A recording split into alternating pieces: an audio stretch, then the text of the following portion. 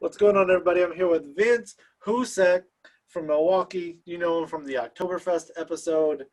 I had one more question that didn't make the episode. And Vince, it's this idea that I'm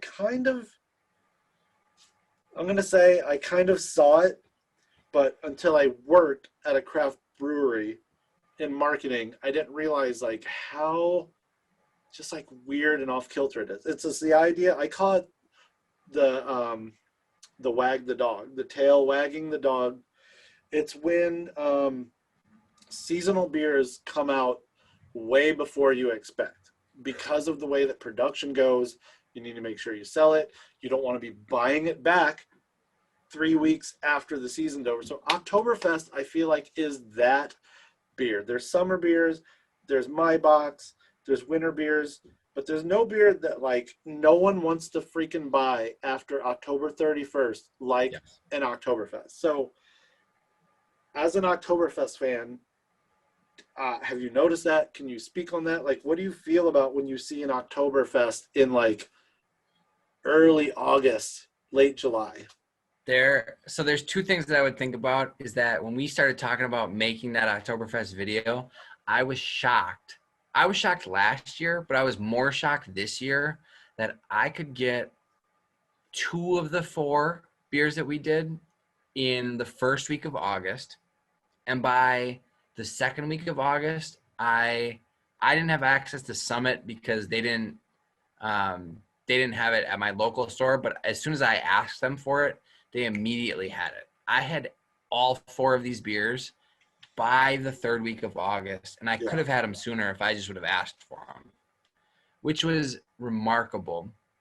I also noticed that like there's such a hard stop that it's kind of crazy. I was last year when I did the Oktoberfest challenge, I actually got to the very end of it, and it was in like the 2nd week of October, and I was trying to get a couple of the beers, and I couldn't source some of the beers anymore. No. They're Oktoberfest beers.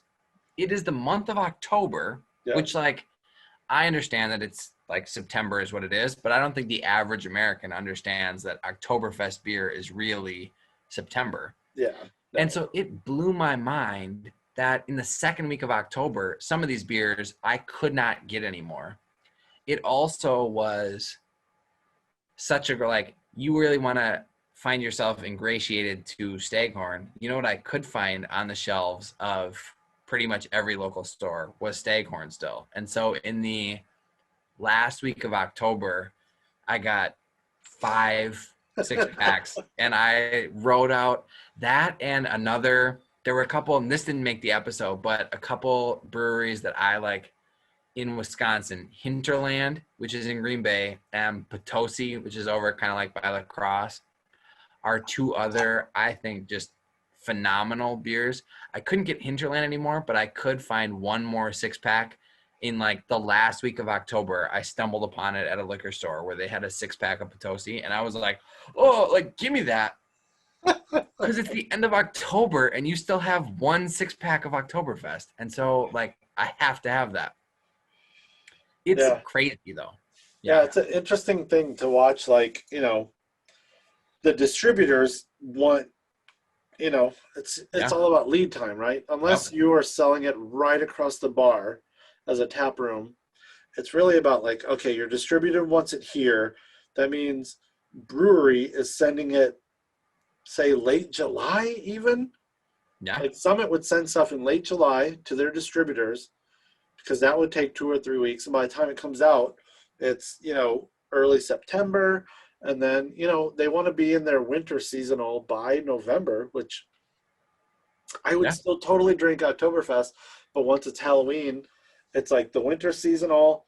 And then like, dude, it's crazy. What I learned is like right after New Year's, even though you're like halfway through the reality of winter, people don't want to sell winter because winter ales have this like Christmassy holiday. And then they're like, what do you got? And then people start ramping back up into like summer ales come out in like April. Like, what? Dude, there's some snow on the ground. Why is there a summer ale? The snow's melting. Let's start tasting the beach. It's like, what? Oh, yeah. Speaking of, more than anybody. My favorite is like when Summer Shandy comes out and people Yes. are posting pictures In of it, like coming out of like an ice fishing hole. at Easter, yeah.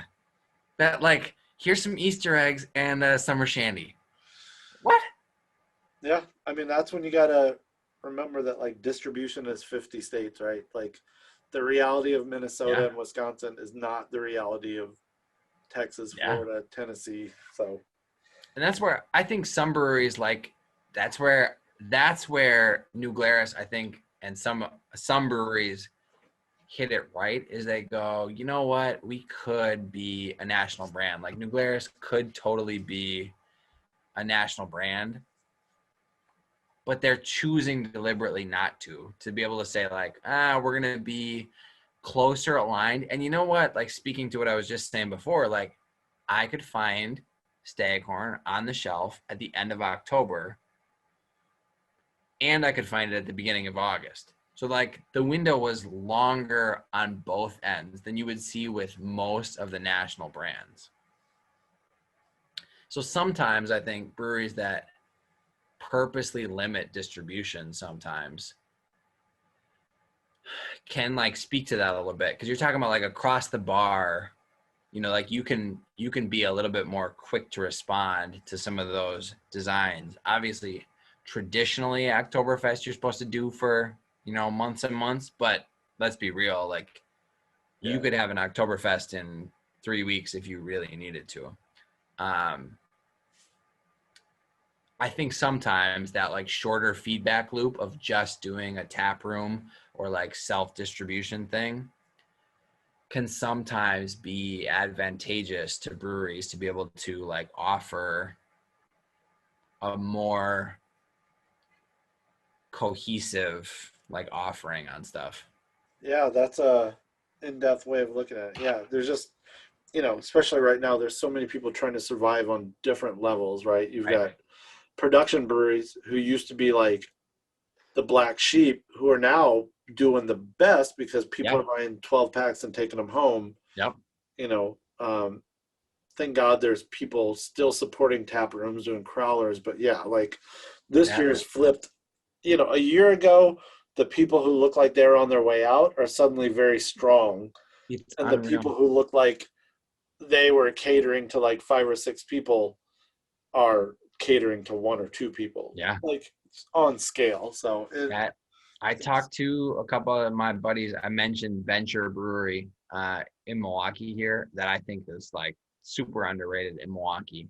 But I stopped in there at the end of March when everything was like just kind of like really getting cranked up with like everything being shut down.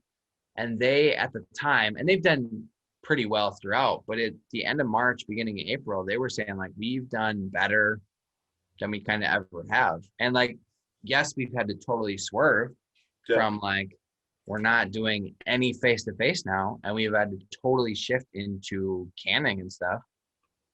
But like, there's been enough support. And so, it's what we were speaking about before, where like, if you're putting good content out there and you're providing something that people really find compelling and good, like they're gonna come and they're gonna support that and they're gonna be there for it.